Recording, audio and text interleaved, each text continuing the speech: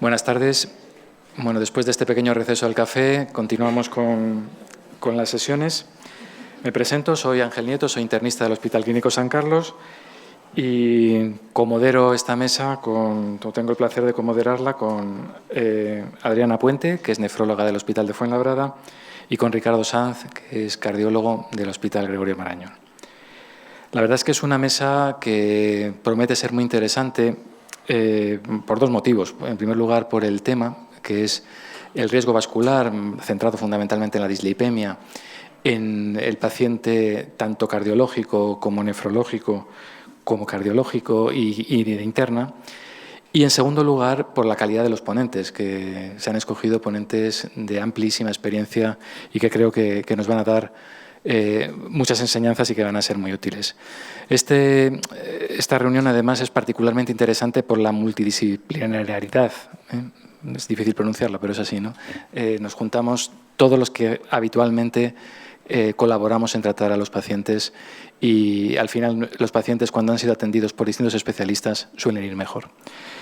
No me quiero extender nada más. Le doy la palabra al doctor Sanz, que va a presentar al ponente de cardiología. Bueno, pues buenas tardes a todos. Hemos dicho que las preguntas al final, ¿verdad? O sea, que vamos a escuchar las tres ponencias y luego hacemos preguntas. Y la primera es del doctor Juan Manuel Escudier Villa, que es cardiólogo de la unidad de cardiopatía isquémica del Hospital Puerta de Hierro, y nos va a hablar del estado actual del tratamiento de la dislipemia, haciendo hincapié en terapias actuales y futuras. Lo primero, pues igual dar las gracias a la organización, sobre todo a María, que a esta oportunidad, sobre todo que hablamos de estas reuniones multidisciplinares, nos abren la mente a todos, ¿no? Nosotros vivimos en nuestra cajita o miramos solo desde un lado al paciente y es bueno tener input de múltiples sitios. La charla mía es un poquito extensa, voy a intentar hacer lo más sintética posible y espero que sea útil para vosotros. Esta es la estructura que voy a seguir y lo primero, muy rápido, saber cuál es la situación actual de cómo controlamos los lípidos. En los lípidos hablaré mucho del LDL porque es la partícula la que tenemos más evidencia que su reducción produce eventos clínicos, aunque ahora esté otros lipoproteínas como la ApoB, que puede tener incluso un mayor valor pronóstico. Solo es un estudio, hay muchos. Estos son pacientes en 2018 cogidos en muchos hospitales españoles en servicios de cardiología tras un infarto y ver qué les pasa en el tratamiento, es decir, pacientes de muy alto riesgo y qué medicación toman. Como vemos en la parte de abajo, a los 12 meses, solo la mitad alcanza un objetivo de menos de 70 miligramos de decilitro. Recordamos que en las últimas guías y por el peso de la evidencia se ha visto que niveles inferiores a 55 siguen aportando mejoría en eventos cardiovasculares. Solo el 55 conseguimos que estuviera por debajo de 70. ¿Y con qué medicación? Pues esto sí que se ha visto que en estos últimos años la estatina dosis alta sí que prevalece, pero hay un uso bastante modesto del segundo fármaco del cual tenemos evidencia, que es el ezetimiba, con menos de un 30%, y un uso casi residual de los inhibidores del PCSK9, que es verdad que en esas alturas, en 2018, después de hacer la serie, a lo mejor no llevaban tanto tiempo en el mercado, a disposición nuestra. De las terapias actuales, cada vez se sabe más, como ha pasado en el tema de antes, mucha información y lo que parecía más o menos fácil, no, a mí nunca ha parecido fácil el metabolismo de los lípidos, es cada vez más lioso, hay más vías, hay más enzimas implicadas. Entonces, vamos a centrarnos en lo que se ha centrado casi toda la investigación, que es en reducir, en intentar atrapar el LDL y meterlo en el hepatocito para su eliminación por diferentes vías. Estos son los fármacos en los cuales voy a hablar más y hablaremos alguno más de alguna otra vía. ¿Por qué se habla del LDL? Muy rápido. Las partículas por debajo de 70 micrómetros son las que se pueden atravesar el endotelio. La molécula más prevalente, que todas esas además van son lípidos envueltos en una lipoproteína. Esa lipoproteína es la ApoB. La mayoría de las moléculas que tienen ese tamaño y van con una ApoB es el LDL. Es el que más tiempo está en la circulación y es el que está más tiempo y es el que tiene mucha más densidad y cantidad en la sangre. Por eso los estudios se hacen sobre todo en LDL y se ha visto en múltiples estudios. Me gusta mucho esto, aunque no se vea desde lejos, que nos dice que el riesgo va en cuestión de tus niveles basales y el tiempo de exposición. Eso es fundamental recordarlo, porque si queremos evitar los eventos que nos pasarán con 50, 60 años, tenemos que saber que el tiempo de exposición y a unos niveles altos nos va a dar más problemas y va a ser más difícil ya evitar los efectos adversos. Sin más, de los nuevos fármacos que vienen, de hecho este fármaco está comercializado desde hace un año en España, está el ácido bempedoico. El ácido bempedoico es un profármaco que para ser activo tiene que ser activado por una molécula que específicamente está en el hepatocito, y cuando es activo actúa en la misma vía que actúan las estatinas. Las estatinas lo que hacen es inhibir la síntesis de colesterol del hepatocito, entonces el hepatocito genera más receptores de LDL y los captura de la circulación. Con lo cual actúa en la misma vía, con lo cual los efectos debieran ser parecidos. Ya se había visto en estudios previos que era eficaz, que baja aproximadamente un 25% el LDL y queda con un buen perfil de seguridad y sin eventos adversos significativos, que ahora los veremos, y faltaba el evento de outcomes cardiovasculares.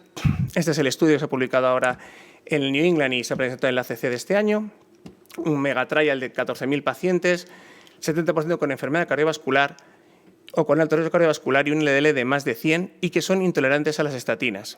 Esa intolerancia a las estatinas, que tenemos muchos estudios y los cardiólogos intentamos empeñarnos en que se prueben varias estatinas y probar esa tolerancia, en la realidad todos sabemos que aunque los estudios digan un 10, en la clínica puede ser un 20, un 25, incluso movido por causas que pueden ser las creencias de que pueden ser malas o por otros motivos. Pero la cuestión es que es una población muy grande y, de hecho, si no fuera así, no habrían sido capaces de reclutar 14.000 pacientes.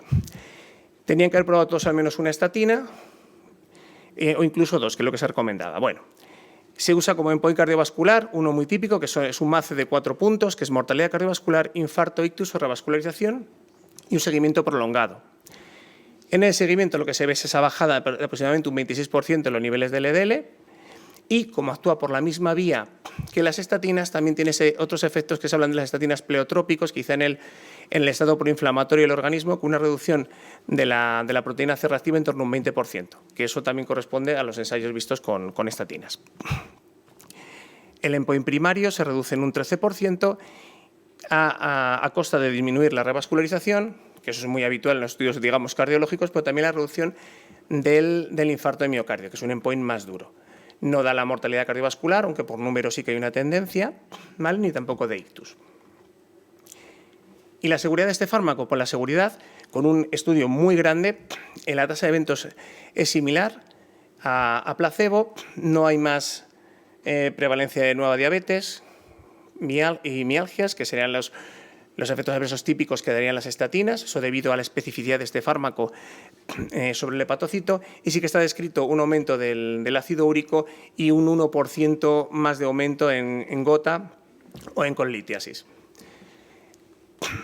En resumen, creo que es un fármaco que ha venido para quedarse, hasta ahora estaba sin financiación. La financiación, me imagino que después de tener ahora ya estos datos, será pronto y será un fármaco que tenemos en nuestro arsenal y que creo que cubre una necesidad importante en todo este grupo de pacientes que son intolerantes, y más en pacientes mayores o, bueno, sabéis que el porcentaje es muy alto. Pasamos a hablar de los fármacos que actúan de forma similar, aumentando que haya más receptores de LDL en el hepatocito y que rescaten el LDL de la circulación, pero a través de, por ejemplo, de los anticuerpos que actúan sobre la molécula PCSK9, que es una molécula que lo que hace es degrada el receptor de LDL. Los inhibidores hacen que esa molécula que no se degrade el receptor y que haya más receptores en el hepatocito. De estos fármacos estaban los estudios pivotales con evolocumab y alirocumab, que se reducen entre un 50 y 60% el LDL y que reducen la mortalidad cardiovascular, los eventos cardiovasculares en aproximadamente un 20%. Son estudios que es importante que fueron a 2 años vista. Como habéis visto, el estudio del bempedoico es a 5 años.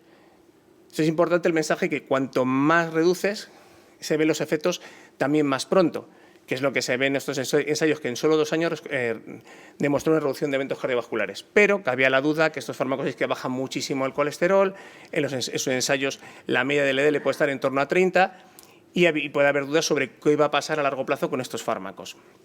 Este es el Fourier-Oler, que es el estudio de extensión con evolocumab.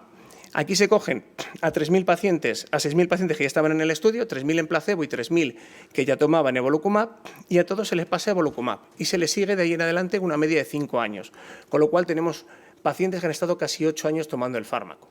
El endpoint primario es el de seguridad. Quieren ver que no tengan más eventos que los que tenían por año los pacientes que estaban en el grupo placebo del estudio previo. Ese se cumple, no hay más eventos adversos, sobre todo en cosas que se han asociado a LDLs muy bajos, a desórdenes neurocognitivos, a la aparición de cataratas o a sangrados cerebrales, que son las cosas que siempre son las alertas o lo que hay, digamos, en la población médica piensa de las cifras muy bajas de LDL. Y más curioso, el efecto, el LDL medio durante estos 8 años o 5 años al menos era de 30 miligramos de decilitro. Y lo que se ve es que se reducen los eventos cardiovasculares en un 15%, teniendo en cuenta que a los dos se les trata con lo mismo. Es decir, nos habla de un efecto legado. O sea, la gente que ya lo tomaba, el tratarlo antes, te confiere beneficio a largo plazo. Porque si no, pueden haber sido paralelas. Y no solo eso, sino que cuando le dejas pasar también más tiempo, consigues un endpoint duro, que es lo que nos gusta a los cardiólogos, estamos muy acostumbrados a mortalidad, y consigues que se reduzca la mortalidad cardiovascular. Volvemos a lo mismo, cuanto más tiempo prolongas, estamos hablando de factores de riesgo. No son un infarto, si lo tratas en el momento o no, puedes ver el cambio a corto plazo. Para tratar factores de riesgo hay que dar plazo, que a veces los estudios no lo pueden dar por cuestiones de diseño.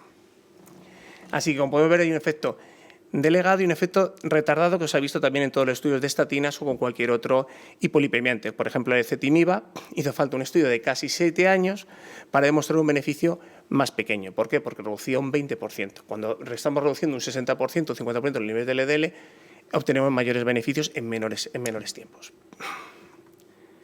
Y este es un estudio que para los que sean cardiólogos, pero me parece muy útil, que se ha hecho tanto con alirocumab, con evolocumab y con alirocumab. Estos son ensayos con alirocumab, que son estudios en la placa. Es decir, vale, yo bajo el colesterol, pero eso me cambia las placas que yo tengo, porque la aterosclerosis es generalizada. Tenemos la placa que nos da el infarto y tenemos cientos de placas más. Si metiéramos una camarita, que es esto, las veríamos.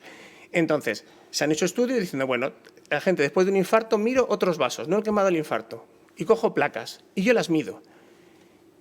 Le reduzco a tope el colesterol con niveles de PCSK9 y veo qué pasa al año.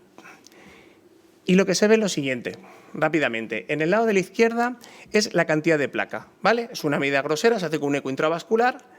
La segunda es la cantidad de lípidos, que se hace con un método que se llama espectroscopía de infrarrojos. Y lo tercero es un TAC, como si fuera un TAC de la corona de vista por dentro, que nos mide muy bien la capa inicial. El circulito que hay en medio es la sonda de la ecografía y el otro sería el vaso. Las placas que se rompen son las placas que tienen mucho lípido, mucho core necrótico y poca superficie de endotelio que lo proteja. Las placas más estables son las que tienen mucha capa que lo protege, incluso con calcio. Lo que se ve, obviamente no en todos, y un porcentaje de pacientes que eso no ocurre, pero sí un porcentaje importante, es que se reduce el volumen de placa, que es el que vemos a la izquierda, se reduce la cantidad de la densidad de lípidos dentro de la placa y se engruesa la capa de íntima media. O sea, eso se engruesa, con lo cual parecería indicar que es un mecanismo plausible, que tú estás estabilizando esas lesiones. De hecho, hay estudios, incluso con estatinas iniciales, que hablaban de que la placa regresa. Yo no soy a lo mejor tan optimista, pero solo con tener algo porque a veces no solo te estás moviendo por una cifra, no piensas que con una cifra estás consiguiendo algo, pero ver que eso se traduce en algo palpable, yo creo que es importante y que visualmente puede darnos una idea de la plausibilidad de lo que estamos haciendo. Nuevo fármaco que está en el mercado, imagino que el próximo año, está aprobado en Inglaterra. Es un fármaco, se llama Inclisiran, que va dedicado un poco a lo mismo, a tratar la vía del PCSK9. Si no se crea, lo que pasa es que actúa a nivel intracelular. Lo que hace es un RNA de interferencia, que lo que va a hacer de forma específica es un RNA que está unido a una molécula GalNAc, que tiene receptores específicos en el hepatocito, es decir, terapia no personalizada, pero digamos muy dirigida. Terapia dirigida, menos efectos adversos, al menos sobre el papel. Dentro del receptor es capturada y lo que hace esa cadena antisentido se va a unir al RNA mensajero del PCSK9 con lo cual no va a traducirse en la proteína. Al no haber más moléculas de PCSK9, va a haber menos degradación de los receptores de LDL, más LDL en la superficie, más receptores de LDL, robamos más LDL de la circulación. Otra cosa importante de este fármaco, aparte del mecanismo de acción, que digamos un mecanismo más moderno, es la posología. En los estudios iniciales de ver cuánto baja el LDL, son 4 dosis y luego son a lo largo de un año y 3 meses, y luego son semestrales. Se han visto que se mantienen los niveles bajos y que reduce aproximadamente un 50% el LDL, parecido a lo que habíamos antes con los inhibidores de PCSK9, que son anticuerpos monoclonales, o parecido a las estatinas de alta eficacia. El resto de perfil lipídico va en consecuencia, bajan un poquito los triglicéridos, baja la lipoproteína A, cosa que también hacen evolocumab, eliropimab, se baja la LPA, y el HDL pues aumenta ligeramente, que casi no es significativo. Y al igual que los fármacos que actúan por esta vía, no mejoran parámetros inflamatorios y la proteína C reactiva no se modifica. La tasa de efectos adversos es muy parecida a placebo, efectos adversos en el lugar de inyección y algún dato más de bronquitis, que no son cuadros graves. Son estudios hasta ahora de año y medio de seguimiento y luego, cuando se hace el agregado de estos estudios, tiene un programa de investigación muy amplio con muchísimos estudios.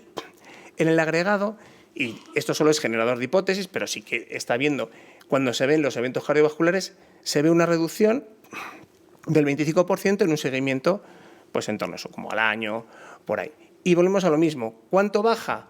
1,4 milimoles de litro. Y esto nunca me lo he sabido. Esto es lo que siempre hay una regla que se decía: si bajas el LDL de los estudios 1 milimol mililitro, reduces el riesgo vascular un 20%. Ese milimol mililitro son 40 miligramos de decilitro de LDL. Y vemos que se cumple. Tú lo bajas, esa cantidad, y se transfiere casi de forma directa el beneficio, incluso con cifras bajas de colesterol. Ahora vendrá en un mundo mucho más pedregoso, que es el mundo de los triglicéridos, y una cosa ahora muy de moda, que son los remanentes de colesterol. Como decía antes, no todo es el LDL, aunque sea la molécula más abundante en la circulación, pero hay otras moléculas que, siendo pequeñas, pueden pasar a través del endotelio y crear placa de aterosclerosis y el proceso proinflamatorio que lleva al desarrollo de una placa que puede ser complicada. Entre esas estarían los triglicéridos, sobre todo cuando la molécula es pequeña, y lo que se llaman remanentes de colesterol. ¿Qué tenemos en el mundo de los triglicéridos? Pues el año pasado se publicó el Prominent. Era un estudio buscando qué patrón, porque al final lo que hablábamos antes de los fenotipos de pacientes, ¿no? Pues el fenotipo estándar de un infarto más o menos lo tenemos, pero luego está ese fenotipo del síndrome metabólico, diabético, HDL bajo, obesidad, que tiene más triglicéridos casi que LDL, ¿no? Ahí siempre los estudios iniciales, cuando no había estatinas, demostraban un cierto beneficio cardiovascular, sobre todo con gemfibrocilo, y en los estudios ya que incorporan estatinas no se ha visto nunca ese beneficio. Por eso las guías recomiendan, si tienes el triglicérido alto por encima de 200, comenzar con estatinas. Sabemos luego el riesgo que puede tener los triglicéridos en el NASH o en la pancreatitis. Entonces, este estudio es un estudio muy bien hecho, potente, con un fibrato de alta potencia, en el cual se reclutaron 10.000 pacientes diabéticos, el 70% con enfermedad cardiovascular, con hipertrigliceridemia que tampoco era exagerada, un HDL bajo y una media de LDL 78, porque todos estaban con estatinas, o la gran mayoría porque eran con eventos cardiovasculares. El endpoint primario es un MACE igual, muerte cardiovascular, infarto, revascularización e ictus, y un seguimiento de 3,4 años. Estaba previsto que fuera mucho más largo, que fuera 5 o 6 años. ¿Qué se vio? Que se bajaban los triglicéridos, como era esperable del fármaco, un 26%, que aumentaba un poquito el HDL y, curiosamente, aumentaba el LDL y las moléculas ApoB, que son todas las moléculas que pueden ser heterogénicas por tamaño, no se modificaba. El endpoint que salió, no salió. Se paró por futilidad. Y lo que sí se vio, además, en eventos adversos, es que había una mayor tasa de trombosis venosa profunda y eventos tromboembólicos y un aumento de eventos renales.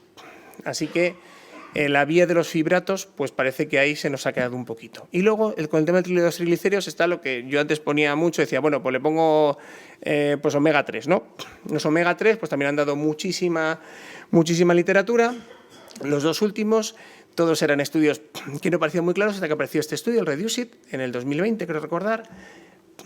Pacientes parecidos a los que hemos hablado antes, con enfermedad cardiovascular, diabéticos, muy parecido el perfil, que se les aleatoriza a tomar ácido eicosapentaenoico, 4 gramos, versus placebo, que en este caso era un aceite mineral.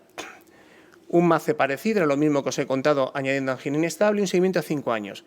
Y redujo un 20% los triglicéridos, no cambiaron la tasa de moléculas aterogénicas, pero redujo la muerte cardiovascular en un 20%. Eso es llamativo, yo creo que no sé si hasta se lo esperarían ellos o no. Un evento claramente que llamó mucho la atención con lo que habíamos tenido con estudios previos. Y parece, como vemos en el análisis, que todo es congruente. Posteriormente, o casi a la vez, se publicó un estudio que es el STRENGTH, que es un perfil muy parecido de pacientes en el cual no sale significativo, con lo cual ha habido mucha discusión sobre ello. ¿Y qué diferencias había entre uno y otro? Pues había 2 diferencias. La primera, que en este se usaba solo un tipo de omega 3, que era el eicosapentaenoico, y el otro era una mezcla de eicosapentaenoico y de ni yo me lo sé, pero el que había habitualmente, el que tenía antes, para que se el Omacor, ¿no? Que era una mezcla de dos omega 3, omega 3 y 6. Y la otra era el placebo. Este es un placebo que se usa en otros estudios, que es aceite mineral, y ellos usaban aceite de maíz. Yo, como te digo, no tenía ni idea de esto, pero dentro de las discusiones de por qué claro, hay que decidir si nos creemos el estudio o no lo creemos cuando el otro estudio no ha salido. Una de las posibles explicaciones pudiera ser en el tema del placebo. Bueno, como veis aquí, y esto es una hipótesis que hace un autor y completamente puede ser discutible, la tasa en los brazos de tratamiento, con los 2 omega 3, la tasa de descenso de triglicéridos y descenso de la proteína C reactiva son muy parecidos. Incluso el aumento en el omega 3 que funciona en el REDUCE-IT, o sea, en la EPA. Pero, sin embargo, lo que vemos en el grupo de placebo es que no esperable, aumenta más el LDL, aumenta más la ApoB y aumenta más la proteína C reactiva en el estudio del REDUCE-IT. Con lo cual, hay grupos que piensan que ese estudio, el problema ha sido que el placebo era más malo y por eso pudo salir mejor los beneficios con el omega 6. En todo caso, esto se ha replicado, estos 2 estudios, como estamos en la época de los estudios ahí enormes, estos estudios se han replicado en una población de 100.000 daneses, aplicando más o menos los mismos criterios, y sí que dicen que hay un poco de diferencia, pero que seguiría habiendo algo de beneficio en el uso de eicosapentaenoico a dosis altas. Terapias futuras, no son las que están a por venir o las tenemos aquí. Terapias futuras. Pues creo que mañana hay un tema sobre la lipoproteína en específico, que yo creo que es la proteína que nosotros tenemos ahora en boga, por lo menos los cardiólogos.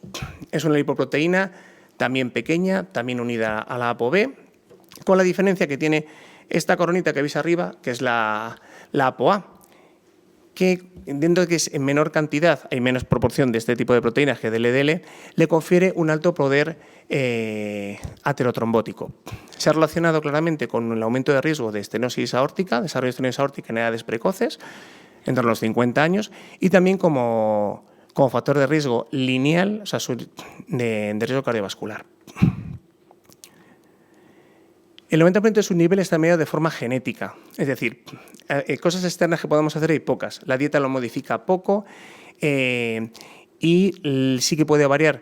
Cuando llega la menopausia puede haber un pequeño aumento y sobre todo en pacientes que tienen enfermedades renales significativas, sobre todo en el síndrome nefrótico sí que puede aumentar, disminuir sus niveles, creo que es. Ahí me pilla. ¿Qué valores se recomiendan o se localizan como extremos? Se habla en las guías de lípidos del 2019 europeas de unos niveles por encima de 180 miligramos de decilitro. Los pacientes que tienen eso, que es una población muy pequeña, es un porcentaje pequeño, tienen el mismo riesgo que las pacientes que tienen una hipercolestemia heterocigota familiar. Esos pacientes son los que tienen infartos en la cuarta, quinta década. Tenemos una población que puede ser incluso más frecuente que los de la hipercolestemia familiar heterocigota, con un alto riesgo, para los cuales de momento no tenemos nadie, de momento ni se lo detectamos. O sea, ahora es cuando se está empezando a detectar de forma sistemática, por lo menos a nivel hospitalario, en gente que tiene eventos cardíacos. Tanto es así que lo que recomiendan la Sociedad Europea de Aterosclerosis es que todo el mundo se le haga una determinación en la vida. ¿Para qué? Sobre todo para reclasificar su riesgo. Es como para el calcio coronario, que se hace un score de calcio, te reclasifica. Obviamente todos sabemos que hay pacientes que dices, con el mismo nivel de colesterol, ¿tú crees que a este le va a funcionar? O sea, que le vas a mejorar poniéndole estatina y otros que no. Bueno, pues con esto te reclasifica el paciente, porque sabemos que tenerlo elevado te aumenta el riesgo de una forma significativa. Ahora no hay terapias, pero sí que tienes que focalizarte en tratar el resto de factores de riesgo. ¿Qué tenemos de puntos de corte? Esos que veis ahí. ¿Y qué tratamientos? Pues la niacina lo baja un 25%, aunque no está aprobado para esto. Los PCSK9 lo reducen un 25% y en los análisis de los estudios parece que también esas subpoblaciones se reduce también los eventos cardiovasculares, porque también hay duda de cuánto hay que bajar esos niveles de LPA para que realmente sean protectores. Hay estudios poblacionales que hablan de más de un 50% y aquí con una reducción del 25% parece que sí pudiera haber algún beneficio, aunque a día de hoy no estaban aprobados los niveles del PCSK9 para esa indicación y quedaría la féresis, que solo reduciría un 35% en casos muy extremos de eventos cardiovasculares de repetición. Fármacos. Hay al menos 3 fármacos en desarrollo. El que más adelantado es el pelacarsen, que es un oligonucleótido antisentido. Actúa de forma similar a lo que os he contado antes, pero actúa a nivel de núcleo. Se une al mRNA mensajero e inhibe la transcripción a la proteína. En los estudios de búsqueda de dosis se ha demostrado que puede llegar a inhibirla hasta en un 98%, es decir, que desaparezca la lipoproteína. Son estudios a corto plazo, a 6 meses, no hay eventos adversos importantes, pero tampoco nos dice si va a reducir el riesgo. La verdad que es una molécula muy prometedora porque los datos, por lo menos de eficacia numérica, son abrumadores. Para acabar, otras dianas. Siempre hay pacientes que no pobrecillos no tienen nada. A lo mejor no lo vemos tan a menudo, ¿no? Pero como antes pasaba con el nefrópata, que no había ningún fármaco, pues hay otros que siguen estando un poco que son las hipertricidemias severas o gente que tiene hiperglucemia familiar homocigota, que a veces no responden ni siquiera a esos fármacos, sobre todo si los 2 receptores tienen mutaciones nulas. ¿Por qué? Porque al final todo lo que os hemos hablado es poner más receptores de LDL para que atrape el LDL del circulante, pero si mi receptor de LDL no es funcionante, todos esos fármacos no funcionan, ¿vale? Entonces, otra terapia que se está investigando es esta molécula, que es angiopoietina algo, que no lo sé, que actúa sobre la lipoproteína lipasa. Esto lo que hace, este paso es fundamental para que las moléculas iniciales de lípidos, que son lipoproteínas que son muy grandes, se vayan haciendo más pequeñas y se vayan desarrollando LDL, HDL y todas las diferentes partículas. Mecanismo complejo, y lo que se hace es desarrollar un anticuerpo monoclonal que va contra esta vía. Y quería poner solo el caso de estos, que son, digo, gente con hipercolesterolemia familiar homocigota, que con 42 años el 90% ya tiene enfermedad cardiovascular y niveles de LL de 250. Muchos de ellos ya a tope, tratados con todo, pero que si tienen alteraciones en los receptores, los otros fármacos no le van a funcionar. Bueno, pues en esos, este fármaco reduce el LDL en un 50%, que para ellos es cambiar la vida, porque un 50% desde 250 es bajarle muchísimo. También reduce mucho los triglicéridos porque es una vía que actúa sobre toda la síntesis de lipoproteínas en principio heterogénicas. De hecho, una de las vías se pensaba para la hipertrigliceridemia, también podía ser esta una vía, y disminuye de forma residual la lipoproteína. Hasta ahí como fármacos nuevos. Como conclusiones, cada vez tenemos más opciones terapéuticas para mejorar el pronóstico cardiovascular y el riesgo cardiovascular. De momento, los objetivos del LDL como marcador subrogado, aquí me falta un paréntesis, siguen siendo los más potentes y los más robustos y además los más fáciles de aplicar en el día a día. Obviamente, poblaciones especiales como gente con triglicéridos muy elevados o lipoproteína muy elevada requieren un seguimiento estrecho, incluso con niveles de colesterol normales, y a lo mejor hay que empezar antes a tratar con estatinas o otros factores de riesgo.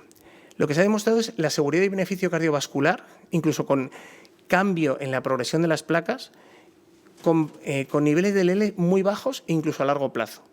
Porque esto que hemos visto no pasa solo con los PCSK9, también los que tomaban estatinas no mejoraba tanto, pero también se veía que tú parabas la progresión. O sea, niveles bajos de LDL parecen ser seguros a largo plazo, por lo menos a medio plazo, vamos a ver 5 años, y parece que estabilizan, si conseguimos buenos niveles, la progresión de las placas.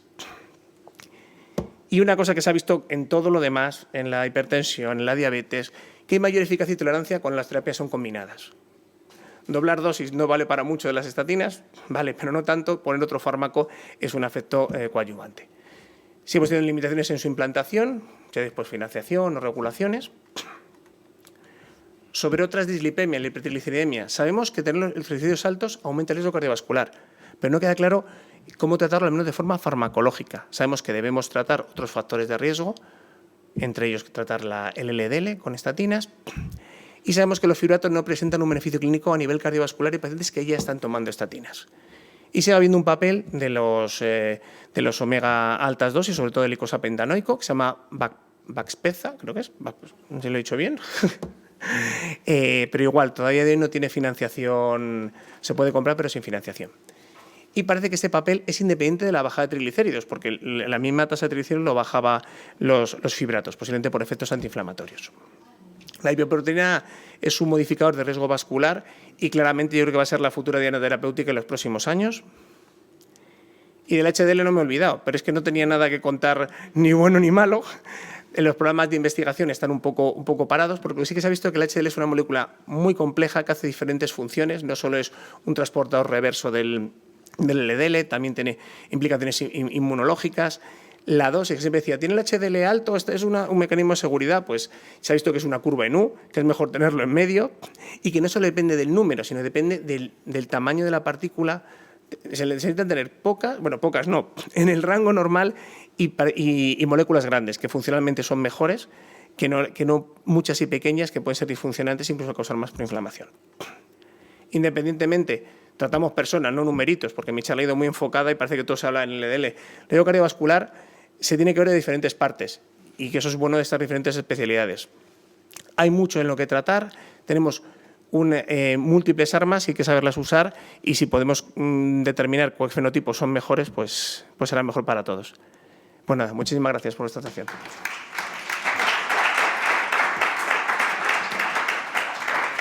Muchas gracias, Juan Manuel, por esta revisión exhaustiva, y sin más demora vamos a dar paso a la siguiente ponencia a cargo de Borja Quiroga, nefrólogo del Hospital de la Princesa, amigo, y que se ha dedicado en gran parte a estudiar, valorar y profundizar sobre estos mecanismos de dislipemias en el paciente renal. Y bueno, muchas gracias, Borja, cuando quieras. Buenas tardes a todos. Mil gracias por la invitación para estar aquí. Soy consciente de la dificultad de organizar una reunión como esta y también de la necesidad de hacerlo y de juntarnos aquí hoy diferentes especialidades para beneficio de nuestros pacientes.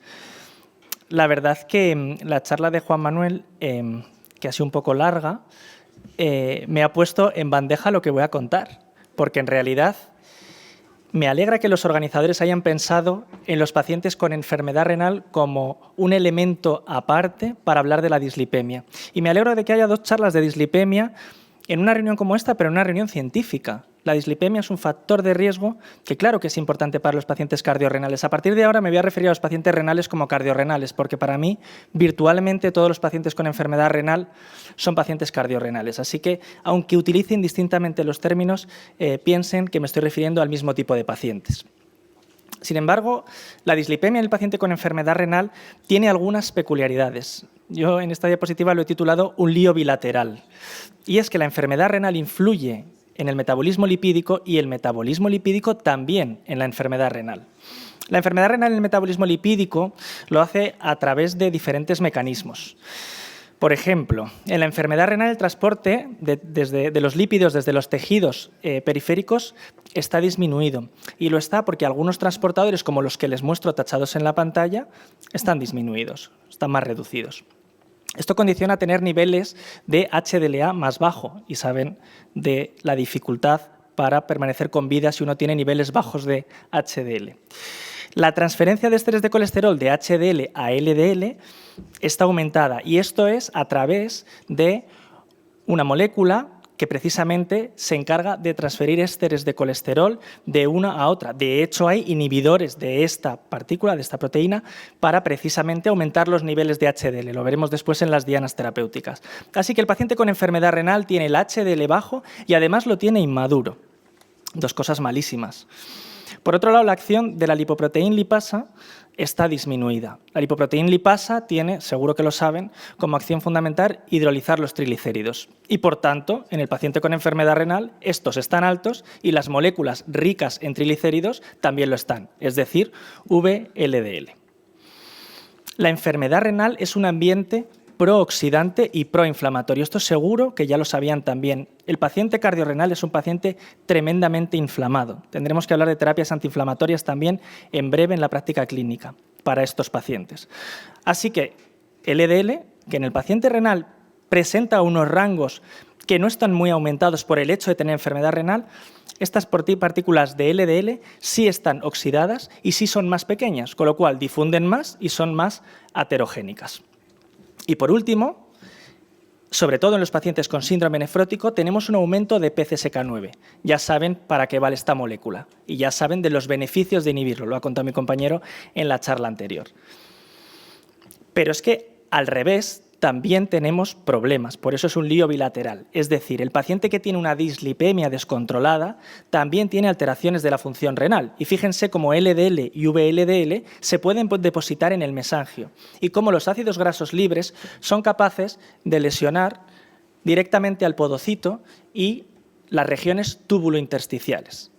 Esto puede conducir, por un lado, a generar una enfermedad renal no preexistente y, por otro lado, a agravar una que ya existe. Dirán, joder, pues con esto, perdón, dirán, pues con esto los nefrólogos han tenido que investigar en dislipemia, que da gusto. Efectivamente, no. Fíjense, las estatinas son nuestro gold estándar, el nuestro y el de todos, vale, pero el nuestro más, para el tratamiento de los pacientes con dislipemia, sobre todo los que no alcanzan los niveles de LDL colesterol. Y fíjense si nos interesa la dislipemia, que nuestras guías están actualizadas al año 2013. Muchos de los que están aquí la conocerán. Utilizan una estrategia de Fire and Forget para los pacientes con enfermedad renal crónica grados 3 a 5, es decir, ponle una estatina y olvídate de lo que pasa. Alucinen, año 2013, sin actualizar. Además, marcan las dosis máximas de estatinas que se pueden utilizar en el paciente con enfermedad renal y dicen que en los pacientes en diálisis, en hemo y en diálisis peritoneal, o sea, los peores de todos, los más aterogénicos, los que más se mueren, que no se utilicen. Que no se utilicen, pero no hay alternativa para eso. Fenomenal. Pues esto dicen nuestras guías. Nuestros amigos que se dedican a la aterosclerosis, los cardiólogos y otros especialistas, ya sabían que la estrategia buena era la de treat to target y situaron a nuestros pacientes en alto y muy alto riesgo cardiovascular. Es decir, disminuyan ustedes LDL por debajo de 70 o por debajo de 55 si su paciente tiene una enfermedad renal avanzada. Vamos a olvidarnos de hablar de grados, de estadios, hoy no va de eso el tema. Y dicen, muy bien, y con las estatinas que recomiendan sus guías, ¿cuántos de sus pacientes alcanzan ese objetivo? Ni el 30%. ¿Y qué hacemos? Pues poca cosa más. No se crean que no nos dejan hacer mucha cosa más. Como mi compañero ya ha hablado de eventos cardiovasculares, de pacientes con cardiopatía, etcétera, yo me voy a centrar sobre todo en los efectos sobre el filtrado y en la proteinuria.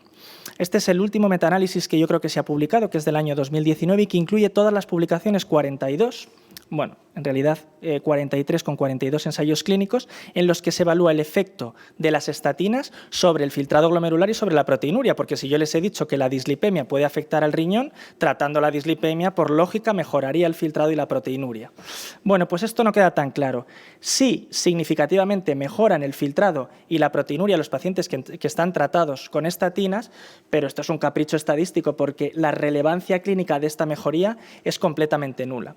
Aquí se metaanalizan además muchas estatinas, muchos tipos de pacientes diferentes. Bueno, conclusiones que en cualquier caso tampoco nos permiten llegar con certeza a determinar qué efecto tienen sobre el filtrado y la proteinuria de las estatinas, pero parece que nulo. Recientemente se ha publicado un artículo en JASN, recientemente hace unas semanas apenas, en el que se compara en cohortes de pacientes gigantescas, fíjense, 152.000 pacientes, 800.000 pacientes, naif de estatinas previamente, que tomaban rosuvastatina y atorvastatina, qué efectos podían tener sobre el filtrado y la proteinuria.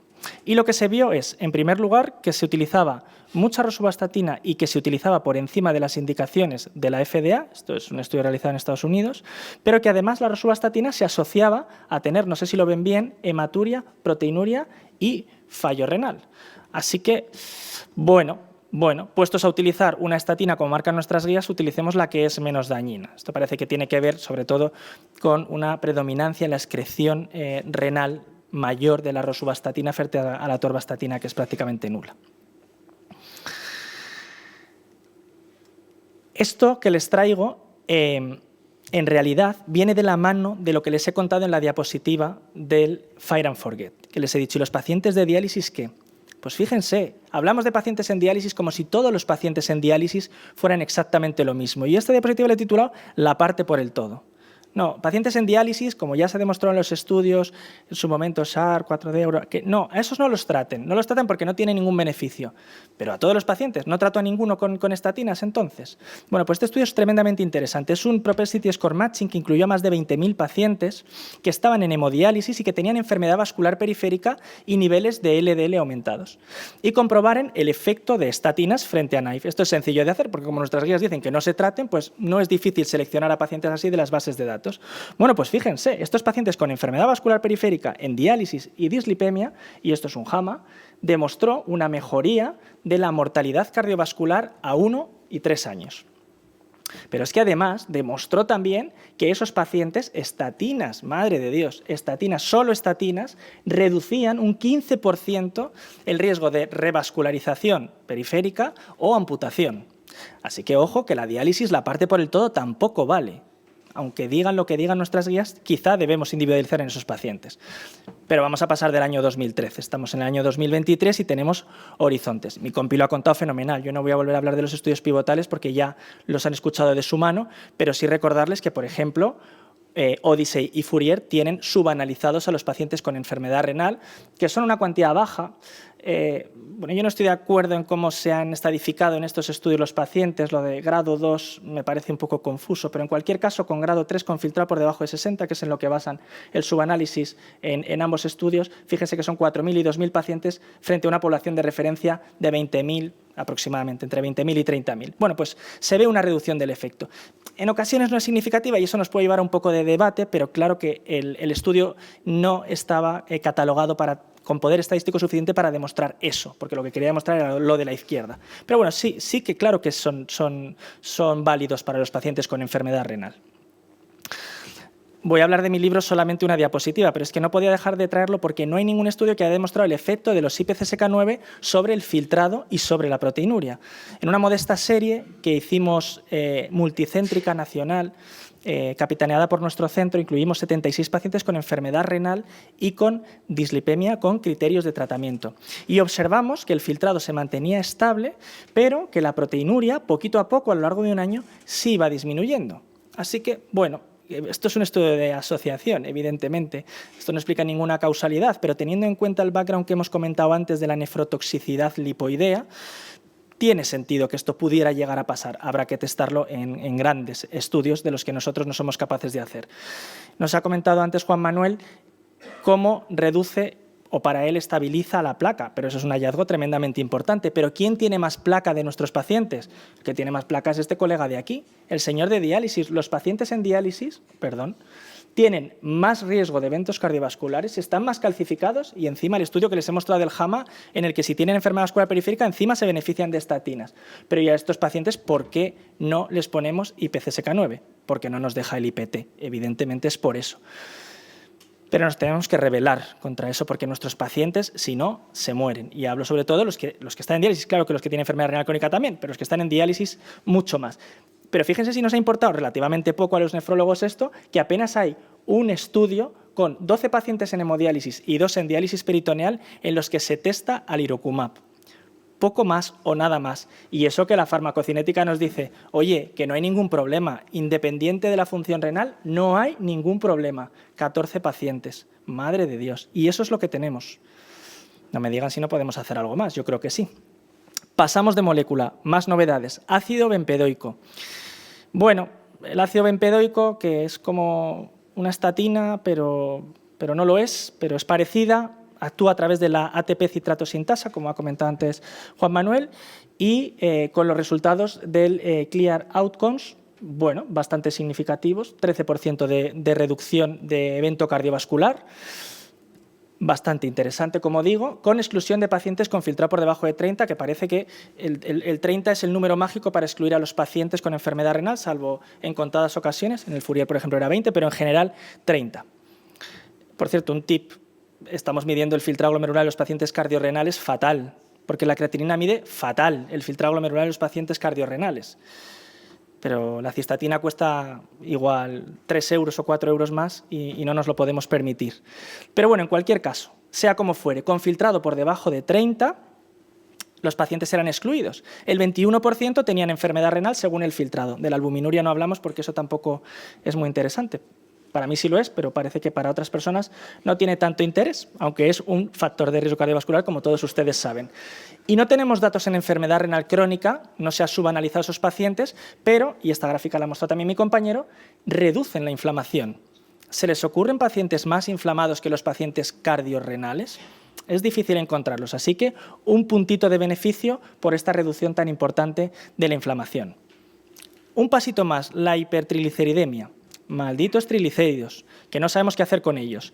Los pacientes con enfermedad renal crónica tienen un ratio triglicérido HDL muy elevado y eso genera eventos cardiovasculares. Bueno, genera no, se asocia. Es decir, genera, parece que estamos implicando causalidad y igual no debemos hacerlo, o sí. Progresión de enfermedad renal y mortalidad. Entonces, bajar los triglicéridos tiene que ser bueno. ¿Con qué los bajamos? Fenofibrato, desastre. Algún resultado positivo en algún ensayo muy concreto de pacientes muy seleccionados, pero en general fracaso y además con excreción renal y además con interacciones con los fármacos de referencia. Bueno, pemafibrato, un poquito más selectivo. Excreción hepática, eso nos beneficia. Estudio Prominent y mira que intentaron seleccionar a la población ideal. Antecedentes de riesgo cardiovascular, diabéticos, triglicéridos altos, HDL bajo. Joder, ¿qué más se puede pedir para que te salga? Y no sale. Así que resultados negativos del Prominent, que veremos qué pasa con esta molécula, pero no parece que vaya a tener mucho recorrido. Nos quedarían por ver los resultados de este estudio PROFIT-CKD, que está en marcha ya y que bueno, pues lo terminarán haciendo, de momento está en reclutamiento, a ver si a través de la influencia sobre el PEPAR-alfa a nivel renal, a nivel del túbulo, se podría obtener un beneficio sobre la proteinuria. Veremos a ver, veremos a ver. Icosapento de etilo, los ácidos grasos. Estudio REDUCE-IT, este sí, más de 8.000 pacientes diabéticos o evento cardiovascular, triglicéridos altos, LDL por debajo de 100, on top de estatinas los pacientes y estas gráficas que hemos visto con anterioridad muy significativas, quizá demasiado significativas. Ya comentábamos algún problema metodológico de ese estudio que, bueno, podía haber falsea un poco los buenos resultados, no que sean malos, sino que quizás son demasiado buenos. Y tenemos un subanálisis en pacientes con enfermedad renal, el REDUCE-IT renal. No es que sea otro estudio, es simplemente el subanálisis. Y se observa, bueno, pues que para los pacientes que tenían filtrado por debajo de 60, tenemos un beneficio muy similar al del estudio principal, a los datos principales, con una reducción en torno al 30% de riesgo de evento. Nada mal, nada mal. Estoy acabando ya les dije que mi charla era mucho más corta. Lipoproteína A. La medimos y la tratamos. Es el determinante más genético más relevante del riesgo cardiovascular, hasta el punto de que el 30% de la población en Europa tiene niveles por encima de 30. No sabemos si eso es suficientemente alto o no, impresiona que sí, por los estudios epidemiológicos que hay, pero aumenta con el deterioro del filtrado glomerular. Ajá. O sea que es genético, pero si tienes la función renal deteriorada, te aumenta. Y si tienes síndrome nefrótico también, que antes lo has comentado, también mucho más, de hecho. Se asocia a un peor pronóstico cardiovascular y global, claro que sí. Hasta tal punto de que ya se recomienda en un documento de consenso que se acaba de publicar de la Sociedad de Análisis Clínicos con muchas sociedades que esté en el perfil básico, lo tienen aquí abajo, LPA, una vez en la vida. Y miren qué detalle han tenido. Hay que medirlo una vez en la vida, pero en algunas patologías más veces en la vida, porque se puede modificar ¿cuál? La enfermedad renal. Gracias por acordarse de nosotros. Es tremendamente importante. Fíjense cómo suben, cómo pueden subir los niveles a medida que disminuye el filtrado glomerular. Cómo la bajamos, porque ya sabemos que está alta, se asocia a más eventos. ¿Qué hacemos con ella? Bueno, pues este pequeño pero ilustrativo estudio que se hizo por mis amigos del Hospital Gregorio Marañón demostró que secuencialmente aféresis más evolocumab era capaz de reducir hasta un 54% los niveles de lipoproteína A. Claro, esto es un poco complicación porque hacerse la féresis cada 15 días por una molécula que sí, que es mala, pero que tampoco teníamos tan claro cómo era de mala. Pero bueno, tenemos los IPCSK9, que algo lo reducen. A ellos les salía un 40%, las series marcan en torno a un 25%. Pero ¿hacia dónde vamos? Claro, vamos hacia el oligonucleótido antisentido con pelacarsen a la cabeza, que precisamente lo que hace es bloquear la síntesis con reducciones, como comentaban previamente, escandalosas de lipoproteína A. Vaya, ¿a quién excluyen? A todos los pacientes con enfermedad renal. Aquí ya ni el 30, o sea, es que ni 30 mililitros, pero ¿por qué? ¿Pero qué les ha costado? Pues nada, 60 mililitros por minuto, por metro cuadrado, excluidos de estos estudios, de este estudio concretamente, que es el estudio pivotal, en el que se demuestra la disminución de lipoproteína con pelacarsen. También los que tienen albuminuria, por si cabía alguna duda de que la albuminuria es mala, pues también, que no entren tampoco, pues ala, pues no sabemos qué pasa en ellos. Y estamos a la espera del el EPA Horizon, que es el estudio que ya no va a demostrar cuánto baja la lipoproteína, sino cómo influye en los eventos cardiovasculares. Es una población con mucha carga cardiovascular, como ya pueden ver aquí, con lipoproteína por encima de 70, o sea, bastante alta. ¿Y a quién excluyen? A que no se lo tengo que decir. Pacientes con enfermedad renal. Pues muchísimas gracias también. Así que esto es lo que tenemos en el riñón. Bueno, ¿por qué no actualizamos nuestras guías desde 2013? Pues yo creo que está bastante claro, porque no tenemos con qué. Pero nosotros, que somos clínicos y no somos lectores de guías, sí que tenemos con qué y debemos hacerlo. Como conclusiones, la dislipemia del paciente con enfermedad renal presenta características diferenciales que deben ser tenidas en cuenta. Las estatinas y la estrategia Fare and Forget está totalmente obsoleta, está desfasada y no se debe seguir en ningún caso. El arsenal terapéutico frente a la dislipemia actual debe incluir PCSK9 porque es efectivo y porque es coste eficiente. El desarrollo y aprobación de otras dianas, bempedoico, lipoproteína A, hipertrigliceridemia, deben ser testados en los pacientes con enfermedad renal, que son cardiorrenales, acuérdense. Y para mí la frase más importante es que el nihilismo terapéutico es un factor independiente de mal pronóstico. Vamos a dar paso a la tercera y última charla de esta mesa, en la cual el doctor Pedro Pablo Casado nos va a hablar del manejo del paciente diabético con alto riesgo cardiovascular. El doctor Pedro Pablo Casado es internista, trabaja en el Hospital de la Princesa, de aquí de Madrid, y es además, por una parte, preside el Comité Científico de la Sociedad de Medicina de Madrid-Castilla-La Mancha y es el coordinador del grupo de trabajo de SEMI de paciente diabético, un grupo con altísima actividad dentro de nuestra sociedad. Es un referente en la diabetes, a veces no sabe si es internista o diabetólogo, según me ha confesado, pero lo que sí es cierto es que es que es las dos cosas, ¿no? Es un experto en diabetes, pero además siempre pone el punto que necesitamos los internistas, ¿no? En valorar el paciente de forma global. Con lo cual, nada, todo tuyo, Pedro Pablo, y esperamos que la charla sea muy fructífera. Muchas gracias, Ángel, por la amable presentación. Agradecer al Comité Científico estar aquí a las, ¿qué hora es? 8:10, intentando el reto de no hacer que la gente se duerma. No, es verdad, muchas gracias. Una reunión científica que la verdad es que agradece mucho el compartir ideas y opiniones con otros compañeros, que creo que nos saca de la visión del ombligo y nos enriquece muchísimo. Espero que mi charla pueda estar a la altura de los compañeros.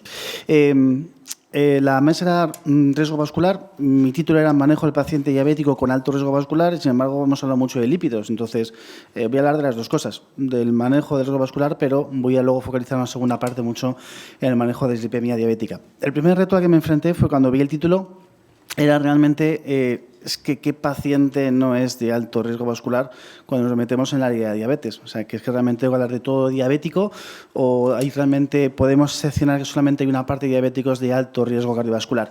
Bueno, si cogemos las guías más actuales en cuanto a clasificación, nuestro score que lo utilizamos de forma así muy generalizado, pues cuando vemos los ítems que empleamos, el sexo, el fumador o no, la edad, los niveles de colesterol y la presión arterial. La diabetes por aquí no aparece mucho.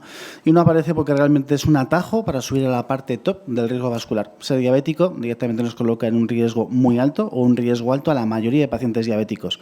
Solamente acepta un riesgo moderado pues a esos diabéticos de menos de 10 años sin ningún factor asociado. De esos, la verdad es que los vemos los que menos, no es precisamente el perfil más habitual. Algunas series epidemiológicas dicen que entre el 80 y el 85% de los pacientes estarían en los dos subgrupos de abajo, muy alto riesgo o alto riesgo cardiovascular. Así que realmente es difícil hablar del subgrupo de pacientes de alto riesgo. Todo diabético tiene un riesgo cardiovascular muy incrementado. Bueno, y en base a ello, pues este conocimiento lo tenemos en base a mucho trabajo previo. Hay mucha evidencia, pero seguramente la más iconográfica es el estudio de Hafner, en el cual epidemiológicamente vieron de que había cada vez más diabéticos en la mesa de cateterismo de los cardiólogos y dijeron, oye, vamos a ver realmente esto por qué es. Y Hafner comparó una población de muy alto riesgo cardiovascular, como el paciente infartado. Yo creo que por aquí, esto así, yo creo que lo puedo cambiar. Epa, no. A ver, opciones de puntero. ¿Dónde lo tengo? Aquí. Al paciente infartado con la población diabética mezclándolo. Bueno, el que menos riesgo tuvo fue el paciente sin ninguno de los eventos, el que más riesgo tuvo, de tener un infarto en 7 años fue el que tenía las dos condiciones y la parte más interesante, cuando comparó esas dos poblaciones, vio de que el diabético tenía tanto riesgo como el paciente infartado de tener un nuevo evento cardiovascular a los 7 años. Bueno, esto se habló de la equivalencia cardiovascular, que luego vemos que realmente no es tan así, pero ayudó a realmente posicionar a la diabetes como un elemento, no un factor de riesgo más, como un factor top muy elevado de riesgo cardiovascular. Posteriormente hemos tenido mucha más evidencia, nos incrementa entre 2 y 3 veces cualquier tipo de enfermedad cardiovascular. Cuando vemos la mortalidad del paciente diabético sumando cardiopatía isquémica, otras enfermedades cardíacas e ictus, vemos que es en torno al 50-60%, y cuando nos arrepentimos de los años de vida que pierde nuestro paciente diabético, vemos que 2/3 partes es de origen cardiovascular. Creo que evidencia suficiente para entender que uno de los puntos máximos de enfoque en el paciente diabético es intentar reducir ese riesgo vascular, porque tener el apellido diabético te implica directamente un elevadísimo riesgo vascular. Esto lo hemos conseguido con diferentes frentes de actuación. Voy a intentar explicar varios de ellos. El primero fue haciendo estudios que, francamente, el diseño fue, vamos a ser copiones con lo previo. Antes que la diabetes se estudió la dislipemia y había una evidencia muy clara que la reducción del LDL era correlativa a la reducción de riesgo vascular. Pues dijeron, vamos a ser un poco copiotas, pero oye, en vez de esto cambiamos y ponemos la hemoglobina glicada como criterio. Así que la CORE y la Advance y ADVANCE, 3 estudios que lo que hicieron fue tratamiento intensivo glucémico versus tratamiento estándar. Los 3 consiguen eso, bajar mucho la glicada, pero no consiguen un beneficio macrovascular. Hay gente que dijo, bueno, el problema es que hemos cogido diabéticos igual de mucho tiempo de evolución. Vamos a hacer 2 estudios, que son el UCA-PDS y el esteno, con pacientes de reciente diagnóstico. 10 y 8 años y tampoco se alcanza un beneficio macrovascular. El tener hoy en día la evidencia buena que tenemos es gracias a la paciencia, dado que se decidió hacer un estudio de vigilancia a largo plazo del UCA-PDS a 20 años y del esteno a 13 sin hacer tratamiento intensivo. Y es en el seguimiento cuando se ve que se separan las curvas, cuando ya no se está haciendo ningún tipo de intervención intensiva.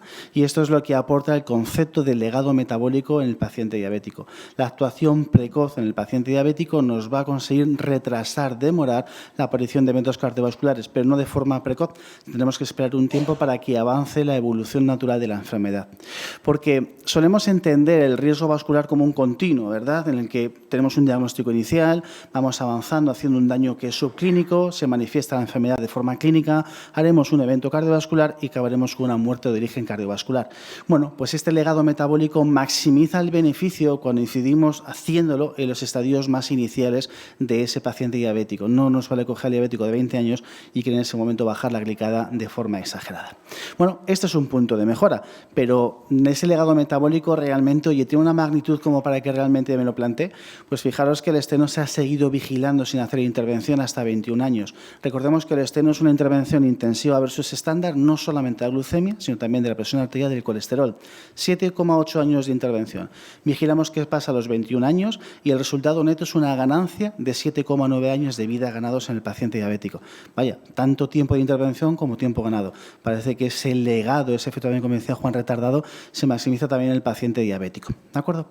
Pero tenemos más cosas, porque, claro, si hablamos de diabetes y beneficio cardiovascular, todo nos viene a la cabeza nombres y fármacos, ¿no? Bueno, los nombres actuales vienen gracias a lo que pasó con esto. Esto es la rosiglitazona, una molécula aprobada por la FDA en el 99, comercializada en Europa en el año 2000. No os voy a contar mucho, pero aparte de ser un buen antidiabético, tenía una serie de circunstancias secundarias que parecían orientar de que esto iba a ser un fármaco, oye, que lo iba, con perdón, a petar, que iba a ser fantástico.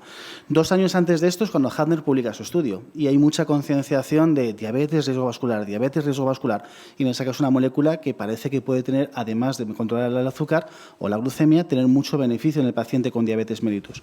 Bueno, se emplea de forma masiva hasta que sale el metaanálisis de Nissen con resultados pues, alarmantes en cuanto a incremento de infartos y de mortalidad cardiovascular.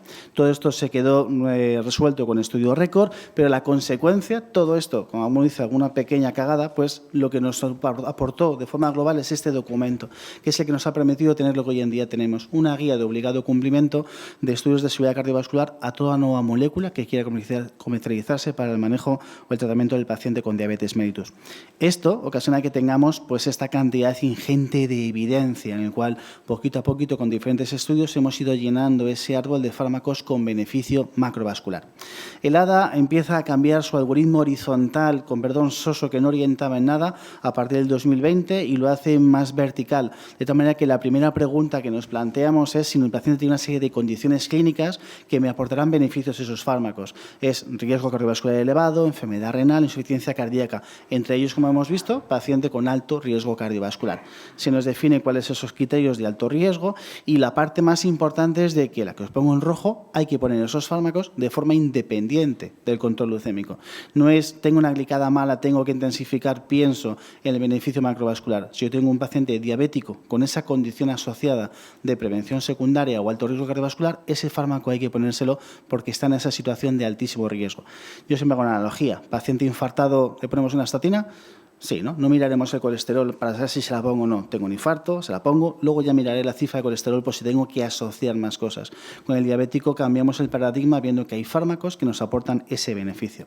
Así que dentro de nuestro continuo cardiovascular, pues parece que también hemos rellenado esa parte final del paciente en prevención secundaria, porque los primeros estudios todos eran en pacientes en prevención secundaria, como el EMPA-REP, el primero que pone el foco en el beneficio de estos fármacos, 100% de los pacientes en prevención secundaria. Pero poco a poco vamos teniendo fármacos o estudios en los cuales, además de la prevención secundaria, se va añadiendo también pacientes de alto riesgo cardiovascular. Así que cogemos un poquito más de ese espectro. Y ya tenemos casi cubierto todo el espectro del continuo cardiovascular para el paciente diabético. Pues vemos cómo hemos ido abordando el frente del beneficio cardiovascular desde diferentes frentes. Y un tercer frente sería el concepto del tratamiento multifactorial. Hoy aquí, que estamos en una reunión multidisciplinar, pues el multi parece que es un sujeto que nos gusta mucho. En ese sentido, el esteno es el máximo paradigma. Lo hemos mencionado, un estudio en el cual se ven estas diferencias a los 13 años, el legado metabólico, y ese beneficio no solamente se alcanza por una reducción notable de la hemoglobina glicada a los 8 años, sino también por esa reducción o mejoría del colesterol, de la cifra de presión arterial sistólica o de la presión arterial diastólica. Si lo miramos visualmente, parece que la reducción de algunos de esos parámetros, es que es bastante cuantitativa, ¿no? Es una reducción bastante llamativa. Bueno, pues veremos que no siempre hace falta tener una reducción tan drástica para alcanzar beneficio. Porque fijaros, hace ya unos años en el ISD se comunicó este trabajo que luego se publicó posteriormente, el estudio JDUIT-3, en el cual hacen lo mismo, tratamiento intensivo multifactorial versus tratamiento convencional. Es un estudio que busca el infarto de miocardio, el ACV o la mortalidad junto con intervencionismo vascular en una población de más de 2.500 pacientes japoneses. Como vemos, ya es una población que no es de reciente diagnóstico, como fue el estudio esteno. Vemos de que un promedio de 8 años de evolución de la diabetes mellitus. Bueno, en situación vas a ver estos pacientes con una glicada de 8, una presión arterial de 134/80 y un colesterol LDL de 125. Tampoco son cifras horrorosamente malas para tratarse una población diabética. Bueno, fijaros lo que se consigue en este estudio, de 7,2 a 6,8. Una reducción pues muy poquito, 0,4 de glicada. De 129/74 a 123/71. 3 milímetros de mercurio. Y el colesterol LDL, la ganancia neta es de 19 miligramos de decilitro. Con eso, lo que se consigue es una reducción del 25% de su objetivo primario, una reducción del ictus del 58%, 30%, mejorar la nefropatía en un 32% o el empeoramiento o desarrollo de retinopatía diabética en un 14%. Y todo ello sin incrementar las tasas de hipoglucemias. Resultados muy notables. Lo que os quiero mostrar aquí es de que os voy a poner debajo los resultados que tenía el Steno 2. ¿Vale? Reducción de glicada 1.1, casi 3 veces más, de presión arterial pues más del doble y del colesterol más del doble. Es decir, no hace falta hacer cambios drásticos en las cifras de control de forma multifactorial para alcanzar un beneficio en un perfil de paciente de alto riesgo cardiovascular como es el paciente con diabetes mellitus. Tanto es así de que de forma reciente una infografía que ha cambiado los estándares del Diabetes Care que nos hacen todos los años a altura de diciembre es esta imagen que parece un Partenón en el cual se hace mucho énfasis, en el cual el beneficio en reducción de complicaciones se alcanza por una parte eligiendo bien esos fármacos con beneficio cardiorrenal que hemos mencionado, pero con un manejo no solamente del control glucémico, sino también de la presión arterial y también del manejo del perfil lipídico. Bueno, pues dentro de ese manejo multifactorial, pues siempre puede haber un elemento un poco más preferido. Y dentro del Steno, que es el que más hemos hablado, cuando se analiza y qué impacto tiene cada uno de esos 3 elementos, pues fijaros que al que más debemos la reducción de eventos macrovasculares es al perfil lipídico. Y aquí enlazo con la segunda parte, enlazando con los compañeros, para hablar del manejo de la dislipemia del paciente con diabetes mellitus. Algo que, como os fijáis, ya hace más de 30 años ya se estudiaba. No hizo falta esperar a Hafner y el resto de estudios para ver de que este parámetro, este ítem, era importante, porque ya hace mucho tiempo se vio de que esa dislipemia diabética no teníamos realmente un colesterol global elevado, pero sí teníamos un reparto un poco peculiar, destacando el incremento de los triglicéridos y un reparto del resto de componentes del perfil lipídico un poquito anómalo. No voy a explicar aquí la dislipemia diabética porque es compleja, simplemente recordar que lo que destaca es ese triglicéridos, esa cifra de triglicéridos elevada, ese colesterol HDL reducido y lo que destaca es un aumento de LDL, pero sobre todo expensas de esas LDL pequeñas, densas, que son las propiamente que son más aterogénicas, como ya ha comentado previamente Juan. Bueno, con la importancia que tiene, visto lo que se vio en el Steno, el control del perfil lipídico, ¿qué tal lo hacemos de forma global? Pues también Juan ha puesto algún dato, ¿no?, respecto al tipo de control que hacemos. Esto es un registro europeo, pacientes de alto o muy alto riesgo cardiovascular, como es el paciente diabético, un decepcionante 20% de pacientes con objetivos de colesterol LDL alcanzado. Cuando miramos el reparto de con qué se hace, pues es que un 20% sin ningún tipo de terapia. Y esa intolerancia a las estatinas, vemos generalmente cuando se trabaja bien, un 20% no creo que sea justificativo. Hay veces que es pues la relativa dejadez, la inercia terapéutica, pero es que la combinación terapéutica en un paciente de alto, muy alto riesgo cardiovascular, que tendría que ser muy alta, pues apenas llega a una cuarta parte de los pacientes. Por lo menos a nivel regional nos quedamos contentos con que en España el porcentaje de combinaciones en este tipo de pacientes es más alta. Parece que dentro de echar la bronca a nivel europeo no lo hacemos tan mal, aunque queda mucho margen de mejora. Pero, por ejemplo, en registros como el americano, este es un registro americano con pacientes específicamente diabéticos, vemos que el porcentaje de pacientes con un colesterol LDL por debajo de 70, que tienen que ser entre el 80 y 85% de los pacientes, según las guías que hemos mostrado, pues apenas llega, casi nunca llega a un 20%. Cifras francamente raquíticas de igual nivel socioeconómico, de ingresos, características clínicas, queda en principio mucho margen de mejora. Pero para saber si la estamos haciendo bien o mal, aclarar de qué objetivos nos marcamos específicamente en esta población de alto riesgo. Y aquí hay conflicto porque algunas veces pugnamos entre hablar de cifras versus hablar de potencia. ¿A qué me refiero? Hay guías, como por ejemplo los endocrinos clínicos americanos, que son muy tajantes. Cifra 100, 70, 55, para los 3 subgrupos de riesgo que te hablo del paciente diabético. Vale, muy sencillo. Pero sin embargo hay otras guías que prefieren un poco hablar de qué potencia estatina tengo que poner según qué características tenga mi paciente de alto riesgo dentro de ser un paciente con diabetes mellitus. Por ejemplo, los estándares de la edad te dicen paciente en prevención primaria, entre 40 y 75 años, pues utiliza una estatina de potencia moderada. Sin embargo, si tienes una prevención secundaria, que la estatina sea de potencia alta. Claramente luego se meten las cifras de por medio, porque te dice, oye, si dentro de esta prevención primaria no alcanzas colesterol LDL por debajo de 70, plantéate asociarle cosas. Y en prevención secundaria, plantéate hacerlo si no tienes un 55 miligramos de decilitro como objetivo. ¿Beneficio de este tipo de inercia? Supuestamente no hay paciente diabético, casi ninguno, que no le pongas una estatina. Problema con las guías AACE, que hay veces que, para el generalista sobre todo, veo un paciente diabético, tiene 65 de colesterol LDL y pienso que está en rango porque está por debajo de 70. Y sabemos que es un error porque las guest-list dicen que tiene que tener una estatina sí o sí. Diferentes formas de manejarlo y ello hace que algunas veces cuando evaluemos el grado de consecución de objetivos puede ser un poquito dispar el alcanzarlo.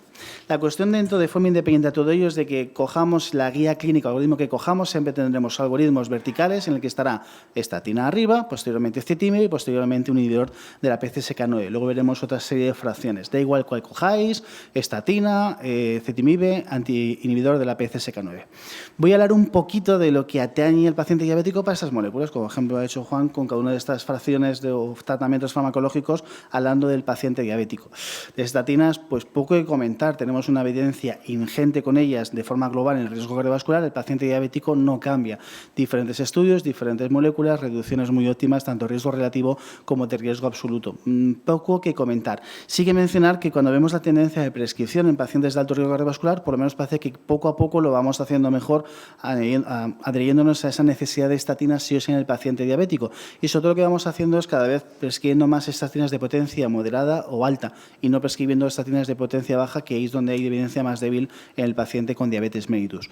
Poco que hablar de las estatinas que en el paciente diabético. Hoy nos voy a hablar de la diabetogenicidad de las estatinas, que sería otro tema independiente y que veremos que tendrá trascendencia en la evidencia que os pondré a continuación. Pero el ezetimibe es una molécula que nuestro gol estándar de evidencia es el estudio IMPROVE-IT, ¿de acuerdo? Pues aquí sí tenemos datos diferenciales entre el diabético y el no diabético. Fijaros, los beneficios o el beneficio de reducción de eventos macrovasculares, cuando hablamos en las líneas de color azul y verde, espero que se vean bien desde lejos, vemos de que el ezetimibe no aporta realmente apenas beneficio en reducción de eventos macrovasculares. Pacientes, recordemos, que eran con infarto de miocardio, mientras que en las líneas roja y amarilla sí que hay una reducción de eventos cuando asocio ezetimibe al paciente con diabetes mellitus a la simvastatina. Y esto se correlaciona para todos los ítems dentro del endpoint principal. Así que, bueno, dentro de la posible duda o amalgama que haya de dudas sobre el ezetimibe, parece que en el paciente diabético propiamente es en el que sí que es más contundente la evidencia del beneficio que nos puede aportar el ezetimibe asociado a un paciente de tan elevado riesgo cardiovascular. Y otro nicho en el que muchas veces surgía dudas, el IMPROVE se criticaba muchas veces porque la simvastatina no es la estatina de potencia alta que daríamos en un paciente después de un infarto de miocardio. Bueno, hay un estudio específico en pacientes diabéticos en los que se muestra que la ezetimibe versus una estatina de potencia moderada como es el IMPROVE tiene la misma reducción de eventos macrovasculares que si yo doy una estatina de potencia alta.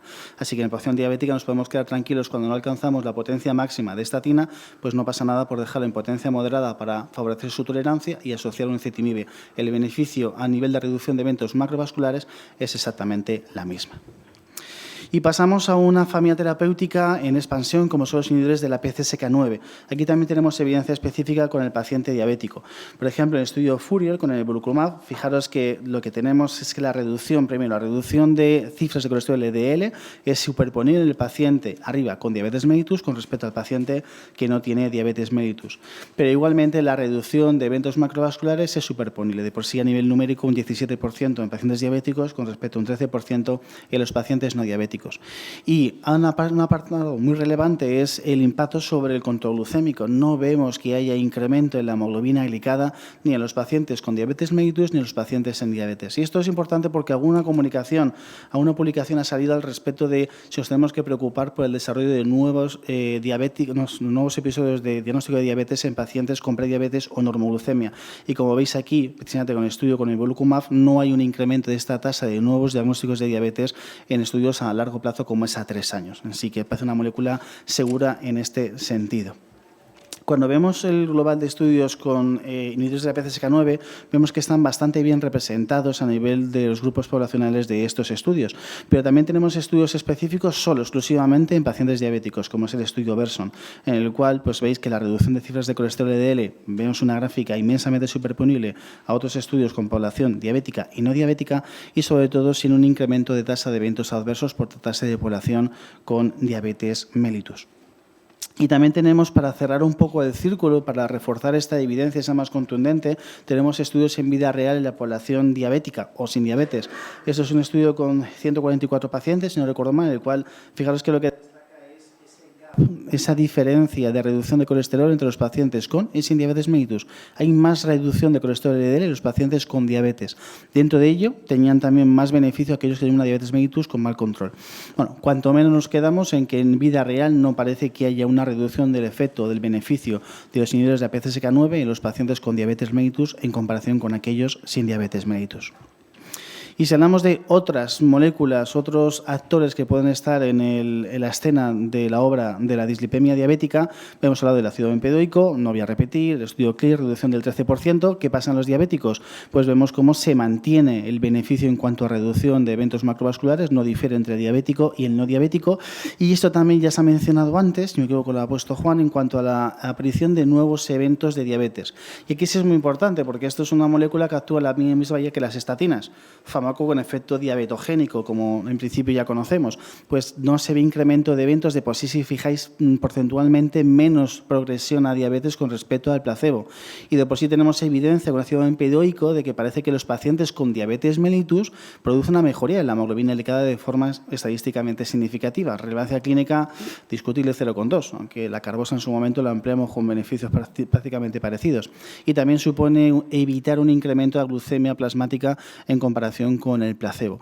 Esto por lo menos hará una vía de hipótesis. Parece que el hecho es porque actúa a través del ACL, que tiene influencia en el catabolismo de la glucosa, pero a diferencia de las estatinas no parece que tenga ese efecto diabetogénico.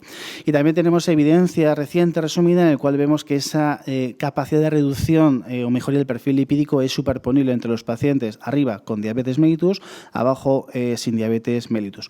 Esto es un estudio reciente y hay que decirles que no utilice la palabra diabéticos, que cada vez se nos castiga más. Hay que intentar evitarlo. Bueno, ya de forma muy resumida, Inclisiran, no voy a explayarme, tenemos datos como con el estudio Orion 1, en el cual tampoco se ve que hay diferencia en el beneficio del perfil lipídico de forma dependiente o no del estado glucémico del paciente. Y por proteína A también ya se ha hablado mucho, solamente mencionar, también lo mencionó Juan, de que hay una correlación inversa de niveles de lipoproteína A con el de riesgo de desarrollar diabetes, pero una vez que ya somos diabéticos, el incremento de la lipoproteína A supone un empeoramiento de las complicaciones tanto micro como macrovasculares. Así que hay un campo abierto importante que veremos el desarrollo en los siguientes años. Y nos metemos en la parte de los triglicéridos, también ya muy comentado, se comentado lo de etilo. Bueno, el estudio en el cual con esa reducción del 25%, lo que vemos es que la población diabética estaba muy representada en este estudio, más del 50% de los pacientes tenían una diabetes mellitus tipo 2, y el beneficio que se alcanza con este omega 3 se ve de que se mantiene en la población diabética en comparación con la población no diabética. No difiere entre unos y otros, se mantiene exactamente igual. Y en cuanto a los fibratos, también hemos mencionado mucho, no pongo evidencia porque es inmensamente contradictoria. La mayoría de los estudios muestran hacia que no es beneficioso, las guías así lo refrendan. Alguna sociedad científica lo sigue dejando de forma un poquito residual para retinopatia diabética, pero no parece un protagonista importante en el momento actual del plantel del perfil lipídico. Tanto es así de que si miramos en estas guías que os he puesto, pues aparecen un poquito de forma marginal, tanto los omega 3 como los fibratos. Seguramente el glicosalpentado de etilo viene lastrado por culpa de, como ha dicho Juan, estudios previos que no parecían tan sumamente contundentes, y los fibratos porque ya hemos dicho que la evidencia casi ninguna apunta hacia un beneficio macrovascular. Para finalizar, recordar que tenemos actualmente un nivel de herramientas terapéuticas, por fortuna, mucho más incrementado que hace un tiempo. Es difícil que hoy en día no tengamos potencia para alcanzar los objetivos terapéuticos, para haber limitaciones de administración en cuanto a la financiación de ciertos fármacos o no, pero herramientas, desde luego, claramente tenemos. Y a nivel de conclusiones, recordar, paciente con diabetes mellitus es igual que un alto riesgo cardiovascular, equivalente para algunos, pero claramente alto riesgo para todos. El beneficio lo podemos alcanzar mediante un legado metabólico actuando de forma intensiva en los estadios más precoces de la enfermedad. Tenemos para esa parte más final de la enfermedad fármacos modificadores de eventos con reducción de eventos macrovasculares. También se alcanza un beneficio cuando hacemos un manejo multifactorial de la enfermedad. Dentro del manejo multifactorial parece que la dislipemia, el manejo del colesterol, tiene un peso muy importante para la reducción del riesgo cardiovascular en el paciente con diabetes mellitus. Estatinas, poco diferente con respecto a la población general. Ezetimibe, la evidencia que tenemos con el Improve específica de la población diabética nos deja muy tranquilos del beneficio en este subgrupo de pacientes. Los inhibidores de PCSK9 en principio tienen un futuro muy prometedor en el paciente con diabetes mellitus, y otras moléculas que veremos en el futuro qué posibles relevancia tengan en cuanto a control de triglicéridos y demás. Acabo ya, creo que más o menos vamos en tiempo. Si he cumplido con el programa, llevaré 20-25 minutos hablando más o menos. Según la epidemiología actual y la IDF, cada 6 segundos muere en el mundo un paciente con diabetes mellitus. Sabiendo que 2/3 partes es de origen cardiovascular, en este ratito que he hablado, unos 180 pacientes diabéticos han muerto de causa cardiovascular. Creo que tenemos todavía mucho margen de mejora y tenemos que aprovecharlo. Nada más, muchas gracias.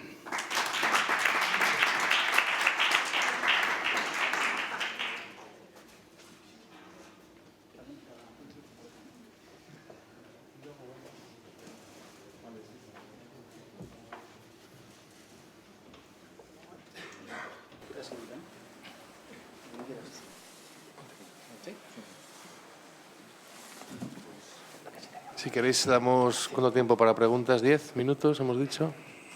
Audiencia, primero, por supuesto. Hola, buenas tardes. Gracias a todos los ponentes. La verdad que ha estado muy bien la mesa sobre la dislipemia. Tengo una pregunta muy concreta, muy práctica para el doctor Quiroga, que es si con la evidencia limitada disponible, aquellos pacientes con enfermedad renal que nos llegan a la consulta con tratamiento con rosuvastatina, deberíamos o no cambiarles el tratamiento a otra estatina. Gracias, David, por la pregunta. Pues mira, sí. La verdad es que yo creo que sí. ¿Y por qué no? Si tenemos datos poblacionales en vida real que a mí cada vez me gustan más, que no son datos manipulados, que es un estudio bien hecho como el que he mostrado, son pacientes que de base no tienen ninguna enfermedad y ver cómo desarrollan enfermedad renal y otras cosas de las que no he hablado, pero cosas que nos importan a nosotros, proteinuria, hematuria también, con un análisis muy exquisito con más de 1 millón de pacientes en vida real, sí, yo sí lo haría. ¿Y tú? Perdón, ¿puedo hacer eso? ¿No? Es que somos amigos, ¿eh? Eso iba a decir, pues es una cosa que nos llevamos planteando y que hemos comentado en el servicio, porque luego muchas veces es un estudio, la evidencia al final pues eso es vida real, pero es observacional, tiene muchas limitaciones, aunque la estadística esté bien hecha, pero es que vienen muchos pacientes, sobre todo de cardiología, con tratamiento con rosuvastatina, cuando nosotros siempre hemos utilizado más la atorvastatina en nefrología, ¿no? Y la duda es, siempre tenemos un poco ese manejo de inercia, pero de lo que está bien no se toca. Pero claro, a veces la inercia tiene ese componente negativo. Entonces, a lo mejor es algo que hay que plantearse o a lo mejor tenemos que plantear un estudio. Sí, aunque el estudio ya lo he mostrado. Quizá en pacientes con enfermedad renal crónica de base para ver cómo progresa, ¿no? Pero sí, totalmente de acuerdo. Yo quería hacer una pregunta global, aprovechando todo este conocimiento. Los inhibidores de PCSK9 tenemos un poco más de práctica, los cardiólogos, digo, y ya llevamos tiempo manejándolos. El bempedoico yo creo que no, y yo en concreto ninguna. Pero aprovechando que hay diabetes y que hay nefropatía, que conteste cada ponente, ¿a qué paciente cardiológico isquémico utilizaríais uno y otro? O sea, ¿cómo os guía la diabetes y la nefropatía y la insuficiencia renal a la hora de elegir el inhibidor o el bempedoico? Vale. Empiezo yo, que voy a darle menos vueltas a la diabetes y al otro. Yo iría por potencia. Sí. Quiero decir, de primera, si tengo un LDL cercano a 90, 100, iría a un inhibidor de PCSK9. Y si estamos en cifras buscando un objetivo de 55, o si nos lo cogemos menos de 70, y en esos pacientes que están pues a 10, 15, aunque sabiendo que cuando incluso bajándolo más siga habiendo beneficio, pues me iría por un bempedoico. Yo creo que el bempedoico va a tener un campo amplísimo, aunque el estudio no esté hecho para eso en prevención primaria. Creo que eso va a ser una bomba, aunque no está hecho para eso, pero con la tasa de intolerantes, si nosotros queremos expandir el control de lípidos en la población, ese fármaco va a tener mucha relevancia, y el otro en función de potencia. O sea, la pregunta es bempedoico o IPCSK9, ¿no? No, que en tu caso, ¿qué tipo de nefropatía te inclinaría a utilizar estos dos? Bueno, yo creo que el ácido bempedoico tiene la indicación con la que se han hecho los estudios y es sobre todo para intolerantes a estatinas. Se podría pensar en un primer escalón, pero claro, es que Pues es que evidentemente la potencia es lo más importante, porque al final la reducción de LDL que consigues con IPCSK9 es exageradamente superior, de un 20% con bempedoico frente a más de un 50%, no puede marcar otra cosa. Ahora la dificultad viene, y por eso el bempedoico podría ser una salida, aunque no me gusta decir esto, pero bueno, en la limitación que tenemos en los pacientes con enfermedad renal y sin evento previo, aunque no tengan control de LDL, para poner un IPCSK9. Que esto ya es otra guerra aparte. Si no somos capaces de encontrar una justificación para poner el IPCSK9, pues tendremos que poner bempedoico que no tiene tanta limitación. Si no somos capaces de encontrar un evento, que eso no es muy difícil de encontrar, o encontrarle una placa al paciente que justifique el uso para cumplir el IPT. De enfermedad renal. Sí, sin problema. Y en particular con el paciente diabético, replico la última parte, ¿no?, que dice Borja, que es bempedoico en ese hueco en el cual no puedo utilizar la herramienta más potente. O sea, la desgracia, a pesar de tanto hablar de equivalencia cardiovascular, pues la indicación del Ministerio, el paciente diabético no entró, solamente es prevención secundaria, da igual que es un diabético de muy evolución. Entonces, en ese paciente en el cual me gustaría poner un inhibidor de PCSK9, pero no puedo, pues tengo una herramienta, no solamente como monoterapia, sino como asociación con la estatina. Ese margen, incluso yo tengo una consulta de prevención secundaria en el hospital para ese paciente que está en ese gap de colesterol de no están objetivos, pero no, el hospital no me lo va a aceptar. Ese puede ser una alternativa. Claramente la diferencia de reducciones de niveles, prefiero utilizar un inhibidor de PCSK9 por la potencia que me tiene de reducción. El bempedoico nos da un empujoncito, va a ser muy útil, como dice Borja, para muchos pacientes, pero la comparación, pues eso, empezamos el bempedoico como parche, cuando no puedo utilizar el que realmente me hace una mejora muy significativa. Sabiendo teoría lipídica, cuanto más bajo el colesterol LDL mejor, pues... ¿Cuál es el coste del bempedoico que yo desconozco? ¿O va a ser? 60 euros. Ahora son 80, 90, ¿no? Sí, En precio libre son 80. Lleva como un año comercializado, yo creo. Y va en asociación también con cetimib. O sea, lo Eso iba a hay decir, solo justo. o asociado con Justo cetimib. iba a No tiene comentar nada que ver eso. con... Que eso, claro, la asociación los con el pinchazos. cetimib, la importancia de asociarlo también el bempedoico, que es donde mejor... Pasa el Ministerio pidió un estudio de seguridad cardiovascular para financiarlo y ya está. La cuestión es el tiempo que tarde ahora en negociar qué precio tenga. Con la reacción del precio, nosotros, yo trabajo en una área sanitaria como tú, Borja, que la gente se lo puede permitir y la gente se lo paga, pero mucha gente cuando le explicas dice que no y que me espero del Ministerio. Y llevo diciendo meses a la gente, sí, ya el Ministerio está en ello y parece que miento, pero... Sí. Pues muchas gracias. Pues yo quería también preguntar a la mesa sobre los resultados del icosapento-etilo, que parece que tiene una reducción tan significativa en la reducción de eventos en esos pacientes con hipertrigliceridemia severa, sobre todo en pacientes diabéticos y renales, en donde la inflamación está allí como una bandera.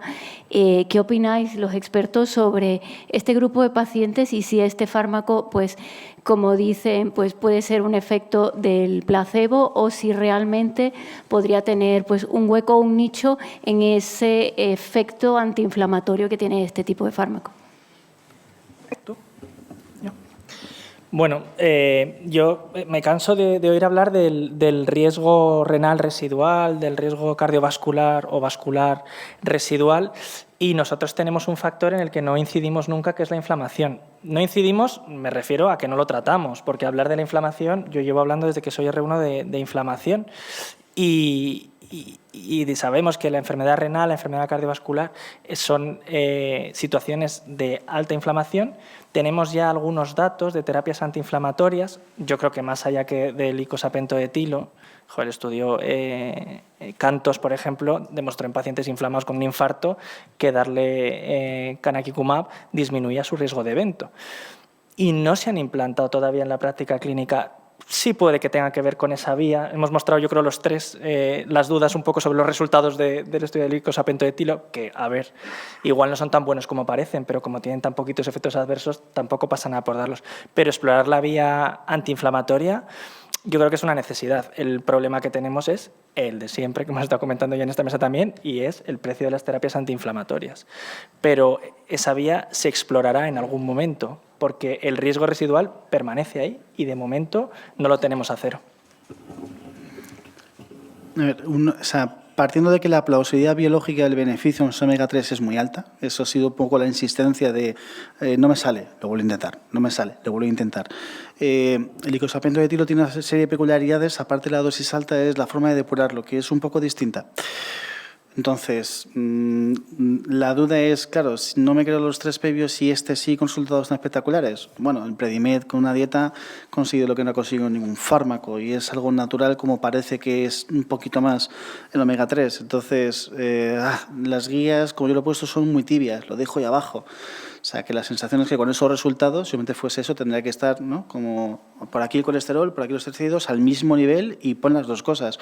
Cuando lo han dejado tan rezagados porque necesitan que se rodee de más contundencia, bien sea con estudios en vida real, bien sea con nuevos estudios con la misma molécula en otros perfiles de pacientes. Entonces, las guías yo creo que van a dejar ahí un poquito de no te reniego que tengas un beneficio, pero no puede ser que con la evidencia previa te ponga directamente a una altura, ¿no?, de molécula imprescindible con triglicéridos altos. Yo poco más. La teoría inflamatoria, que nosotros seríamos los primeros en verla, ¿no? O sea, hay estudios con la colchicina, con el canakinumab, con todo lo que quieras, pero es verdad que no se han terminado de implantar. O sea, yo mismo no se te ocurre alguna y dice, bueno, a este le pondría colchicina, pero todo si tiene una pericarditis que tiene otra indicación. ¿Y por qué? Pues no lo sé. No, claro, canakinumab seguro porque no se desarrolló, además porque tenía efectos obviamente a nivel de infecciones y tal. La colchicina, pues la verdad es que no debería costar tanto, pero la verdad es que no conozco tampoco a compañeros que de forma habitual la pongan. Y luego es verdad que el estudio así, que a mí me suena más, que daba una plausibilidad a lo de la PCR, la proteína C reactiva por encima de 2 y tratarla, fue el Júpiter, que era con rosuvastatina, por cierto, y bueno, pues al final también tienes que ver de qué proteína C reactiva partes, luego es muy variable los valores, como a veces el BNP, entonces bueno, sacar unas conclusiones de eso es difícil, ¿no? Además, por ejemplo, nosotros lo hacíamos sistemáticamente la proteína C reactiva a los pacientes que se dan de alta de un infarto, por ejemplo, lo hemos dejado de hacer porque no estamos haciendo nada con ello. No sé si vosotros en vuestro centro lo pedís de forma sistemática o no. Sí, a ver, pedirlo lo pedimos, que hagamos algo con ello, no. En realidad, cuando un paciente está inflamado, cuando un paciente con enfermedad renal está inflamado inherentemente por la enfermedad renal, pero antes de decir eso hay que descartar que no tenga cualquier otra causa. Yo creo que ese es el interés de pedir la PCR, que es un marcador que, pues bueno, pues es que no va, claro, no tiene nada de especificidad. En cualquier caso, eso no tiene que parar el que nosotros sigamos investigando en la inflamación y quizá deberíamos medir otras moléculas, pero claro, a ver a quién le pido yo una IL-6, por ejemplo, ¿no? No me vas a medir IL-6 en cada revisión de diálisis. Claro, seguro que me lo van a medir. Entonces, bueno, igual no estamos midiendo adecuadamente. Que están inflamados los pacientes, eso sí que es evidente. ¿Qué podemos hacer con eso? Pues bueno, saliendo del precio, quizás sí deberíamos ahondar un poco en las terapias antiinflamatorias, quizá. Y lo de la colchicina, curioso. Seguro que hay alguien que está investigando sobre eso y nos da resultados en algún momento. Yo tenía una pregunta para Pedro Pablo y es la siguiente. Has comenzado la charla diciendo que te planteabas que qué paciente diabético no es de alto riesgo, porque efectivamente todos los pacientes diabéticos son de alto riesgo, pero sí que hay pacientes no diabéticos, prediabéticos, con glucosa basal alterada, de alto riesgo.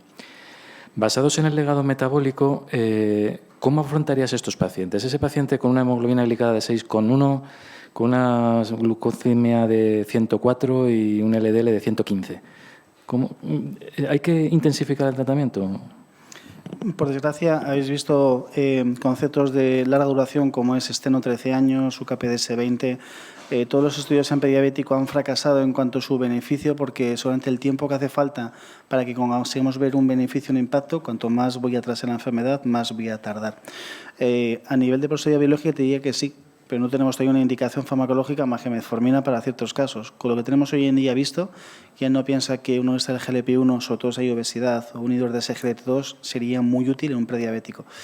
Ahora, tratamientos de por vida. Entonces, la evidencia actual no. ¿Qué podemos hacer? Estilos de vida y potenciar. Y sí que es cierto saber de que dentro del riesgo de desarrollo de prediabetes a diabetes mellitus, el umbral de pacientes con glicada por encima de 6,1 se maximiza. Es decir, tenemos ese umbral de 5,7, 6,5 y la tibieza para tratar o no es porque no todos evolucionan a diabetes. Pues dentro de ello, el subgrupo que está en la franja, en el cuartil más alto, bueno, la mitad más alta de glicada, entre 6,1 y 6,5 son los que más riesgo tendrán. Pero a día de hoy solamente es mediante estilos de vida y vigilarlos de forma estrecha para que en cuanto crucen el umbral puedan tener herramientas farmacológicas. Sobre todo lo que nos apetece es poder utilizar fármacos modificadores de enfermedad. Bueno, habéis visto la ALADA que dice que hay 4 condiciones clínicas para poner esos fármacos que tanto nos gustan. Yo, por ejemplo, desde la SIEM hemos ampliado ese paraguas y la obesidad ha entrado. Hay pocos diabéticos sin obesidad. y nos permite poner fármacos que van a hacer mucho impacto si conseguimos reducción del peso corporal, por supuesto, pero también cardiorrenoprotectores.